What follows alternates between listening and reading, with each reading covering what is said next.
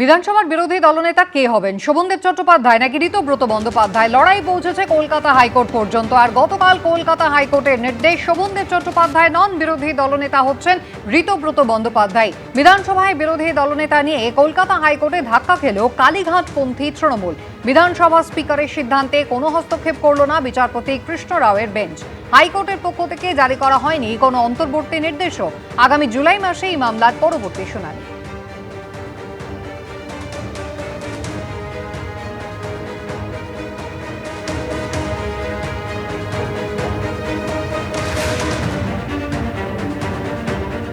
ভোটে ভরাডুবির পর বিরোধী দলনেতা নিয়ে অভিষেক বন্দ্যোপাধ্যায় বিধানসভার স্পিকারকে চিঠি দেন। চিঠিতে বিরোধী দলনেতা হিসেবে শোভনদেব চট্টোপাধ্যায়কে বেছে নেওয়ার কথা জানানো হয়।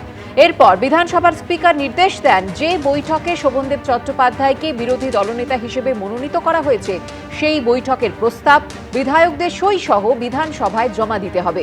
সেই মতো বিধায়কদের সই সহ একটি চিঠি পাঠান অভিষেক বন্দ্যোপাধ্যায়। সেখানে ৭০ জন বিধায়কের সই ছিল, তার মধ্যে একাধিক সই জাল বলে অভিযোগ ওঠে।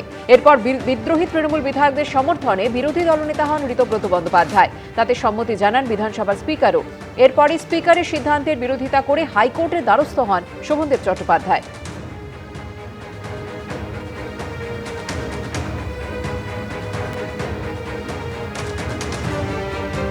কে বিরোধী দলনেতা হবেন তা নিয়ে আইনি লড়াই যেমন কলকাতা হাইকোর্ট পর্যন্ত পৌঁছেছে, তার পাশাপাশি বিরোধী দলনেতার চেয়ার, সেই আসনটি বা কোনটা, সেই আসনে কালকে কে বসলেন তা নিয়েও জল্পনা কিন্তু একেবারে তৈরি। আমরা বিরোধী দলনেতার নাম শোভনদেব চট্টোপাধ্যায়। মানুষের দরবারে বাংলার রাজনীতিতে সেটাই এস্টাবলিশ থাকবে।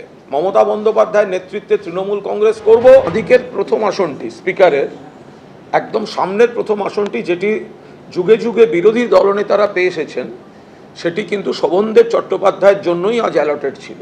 চাটনৃত যেখানে বসছিল সেটা একটু পরে, দূরে। যদি এই ভেবে উনি আনন্দ পান যে শোভনদেব চট্টোপাধ্যায় বিরোধী দলনেতার আসনে বসেছেন, সমস্যা কি আছে? ঘটনাচক্রে আমি যে কালেকটিভ টিমের মধ্যে আছি, আমার পজিশনের নাম বিরোধী দলনেতা, তাই আমি ওই সিটটায় বসেছি। এই সিটে ডক্টর সূর্যকান্ত মিশ্রও বসেছেন, আব্দুল মান্নানও বসেছেন, বর্তমান মুখ্যমন্ত্রী শুভেন্দু অধিকারীও বসেছেন। লিডার অফ দ্য অপোজিশন হিসেবে জয়নাল আবদিন একটা জায়গায় বসতেন, লিডার অফ দ্য অপোজিশন হিসেবে অতীশ সিনহা একটা জায়গায় বসতেন, লিডার অফ দ্য অপোজিশন হিসেবে পঙ্কজ ব্যানার্জি একটা জায়গায় বসতেন। লিডার অফ দ্য অপোজিশনের কোনো নির্দিষ্ট কোনো জায়গা ছিল না। বিধানসভায় আলাদা করে মুখ্যমন্ত্রী শুভেন্দু অধিকারীর ঘরে গেলেন মমতা বন্দ্যোপাধ্যায় পন্থী তৃণমূলের ৫ জন বিধায়ক। চা খেয়ে কথা বলে বেরিয়ে নতুন মুখ্যমন্ত্রীর ভূয়সী প্রশংসা করলেন কুণাল ঘোষ, মদন মিত্ররা। একের পর এক ধাক্কায় ভেঙে চুরে খান খান কালীঘাট তৃণমূল। কলকাতা হাইকোর্টের নির্দেশে বিরোধী দলনেতার পদে বহাল রইলেন ঋতব্রত বন্দ্যোপাধ্যায়। সব দিক থেকে চাপে কালীঘাট তৃণমূল। এই আবহে বৃহস্পতিবার বিধানসভায় আলাদা করে মুখ্যমন্ত্রী শুভেন্দু অধিকারীর ঘরে গেলেন তৃণমূলের ৫ বিধায়ক।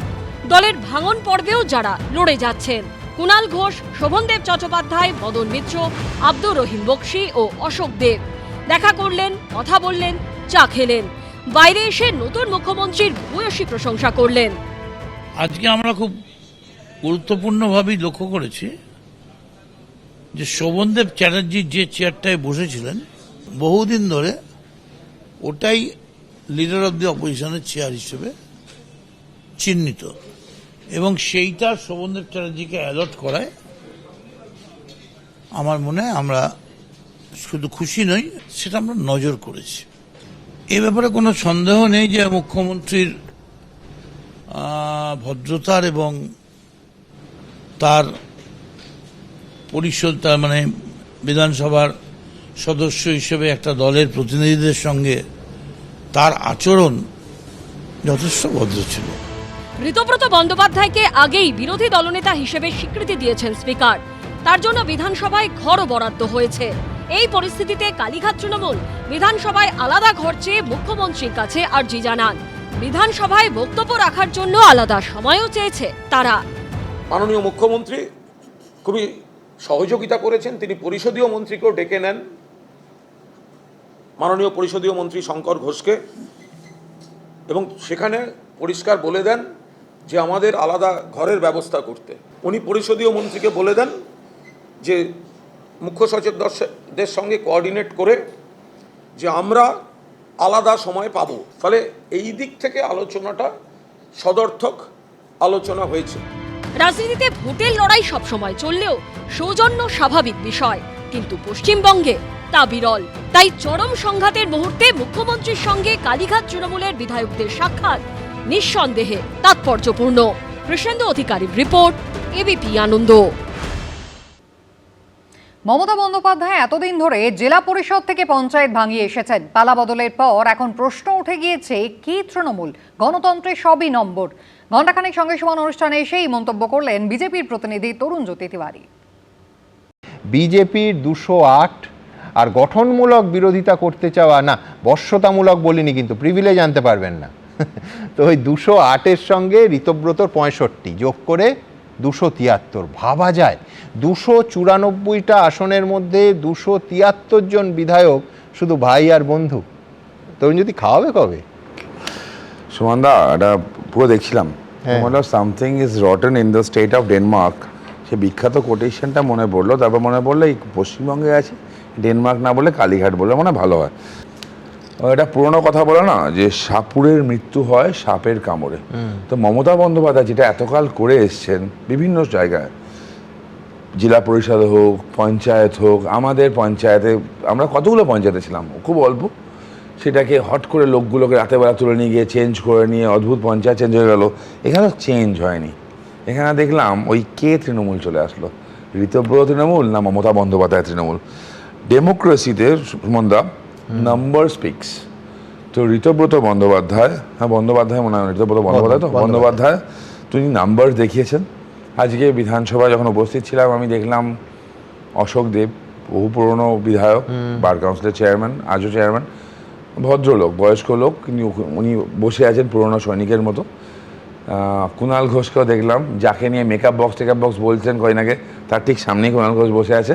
3-4 জন এক্সট্রা সাইডে বসে আছে, আর বাদ বাকি সব একটা সাইডে বসে আছে। প্রাণের সখা, মানে একটা কিডনি বলতো যাকে, ববি হাকিম, সেও দেখলাম হাত ছেড়ে দিয়েছে। এই প্রথম দেখছি কোনো বিরোধী দলনেতা সরকারের দলনেতার সম্মতি ও পরামর্শক্রমে সরকারের গঠনমূলক বিরোধিতা করবেন। ঘণ্টাখানেক সঙ্গে সমান অনুষ্ঠানে এসে মন্তব্য তৃণমূলের প্রতিনিধি প্রদীপ্ত মুখোপাধ্যায়ের। দোষী যে হবে ভাই সাজা দাও, কোনো অসুবিধা নেই, কিন্তু শুধুমাত্র ওই গাজর ঝোলানো, যে গাজরের কথা বলছিল, ওই দুর্নীতি হলে তার বিরুদ্ধে ব্যবস্থা নেব, কিন্তু ব্যবস্থা নিয়ে ওই কিচেন ক্যাবিনেটে, মানে চিকেন ক্যাবিনেট না, সরি কিচেন ক্যাবিনেটের বদলে চিকেন ক্যাবিনেটে ঢুকে যাচ্ছে, তা যেন না হয়। আমরা কিচেন ক্যাবিনেট কি জানতাম, স্যার জানেন এখানে যে বিরোধী দল হবে একটা পুরো সরকারের উল্টো দিকে, সরকারের প্রতিচ্ছবি হয়ে কাজ করবে, কিন্তু তার একটা সমালোচনামূলক জায়গা হবে। কিন্তু এই প্রথম দেখছি কোনো বিরোধী দলনেতা সরকারের দলনেতা সরকারি এমন হবে যারা বিরোধীকে ডাকবেই না। আমি সেটাই বলছি যে সেটার একটা উত্তর আছে। এই প্রথম কোন বিরোধী দলনেতা সরকারের দলনেতার সম্মতি ও পরামর্শক্রমে সরকারের গঠনমূলক বিরোধিতা করবেন। কিন্তু এ যাবৎকাল যেটা হয়নি, তুমি যেটা বললে তার সঙ্গে সঙ্গে একটা কথা বলবো, যে এ যাবৎকাল সরকারের কোনো ভালো কাজের বিজেপি যেমন কোনো সমর্থন বা কোনো প্রশংসাসূচক কথা বলেনি, সবসময় যেমন লক্ষ্মীর ভান্ডারকে ভিক্ষাবৃত্তি বলেছে বা আরো অনেক কিছু বলেছে, আমরা কিন্তু সেটা করবো না। মদন মিত্র আজকে সেটা দেখিয়ে দিই। এবিপি আনন্দ, এগিয়ে থাকে, এগিয়ে রাখি।